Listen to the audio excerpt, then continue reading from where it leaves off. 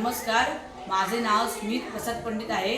माझ्या शाळेचे नाव जिल्हा परिषद पूर्ण प्राथमिक केंद्र शाळा चिखली नंबर 1 आहे।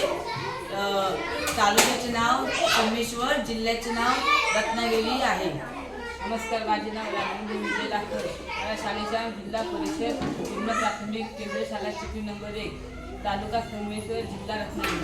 माझे नाव सूर्या संजय पंडव, शाळेचे नाव जिल्हा परिषद पूर्ण प्राथमिक केंद्र शाळा चिखली नंबर 1, तालुका सोमेश्वर, जिल्हा रत्नागिरी। आता आम्ही एक प्रयोग करणार आहे। त्या प्रयोगाचे नाव आहे कंपोस्ट खत तयार करणे। आता आम्ही तुम्हाला कंपोस्ट खत करण्यासाठी काय काय साहित्य लागते ते सांगणार आहे। ही माती आहे, हे खरकट आहे, हे पाळापाचोळा आहे, ह्या कांद्याच्या साली आहेत, ह्या कुजलेल्या भाज्या आहेत आणि त्यापासून आम्ही आज कंपोस्ट खत तयार करणार आहे। तुमच्याकडची जे पण असतील खराब झालेलं अन्न, परत फळभाज्या, फळं वगैरे, फळांच्या साली वगैरे असतील त्या ह्याच्यात वापर करू शकतो आपण। आता आम्ही प्रयोगाला सुरुवात करत आहोत। पहिल्यांदा माती घ्यायची,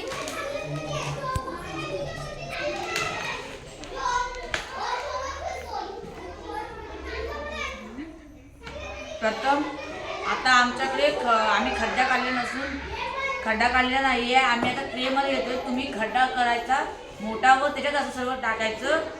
दिवसाला भरपूर आपल्याकडे असं होतं, त्यामुळे आपण हे करू शकतो। ते शेतीसाठी व खूप उपयोगी असते।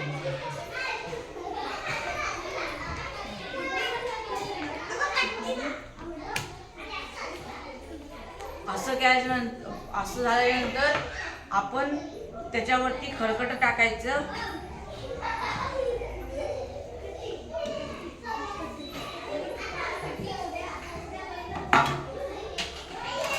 त्यानंतर पाळापाचोळा टाकायचा।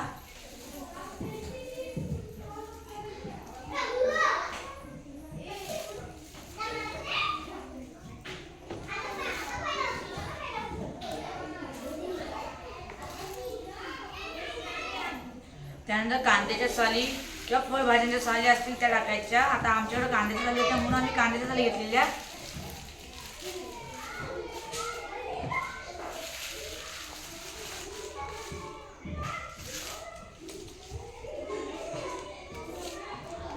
त्यानंतर कुजलेली झाडे ते टाकायची।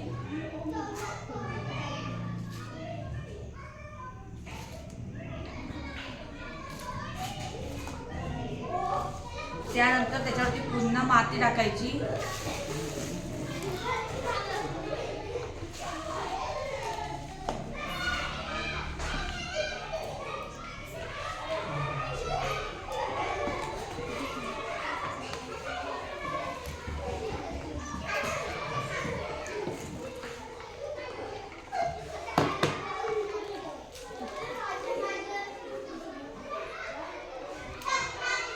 असं झाल्यानंतर हे कंपोस्ट खत तयार होईपर्यंत आपण असं त्याला हे करून ठेवायचं।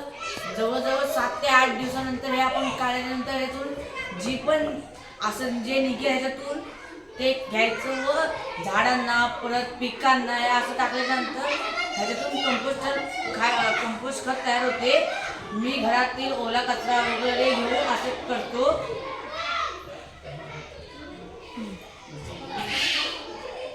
त्यानंतर मी घरातील टाकाऊ पाण्याचा वापर करून बागकामासाठी उपयोग करेन। सांडपाण्याचा वापर बागकामासाठी करण्याचा उपयोग बागकामासाठी करेन। शेतातील नैसर्गिक खतांचा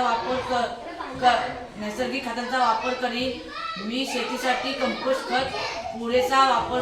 खताचा पुरेसा वापर करीन।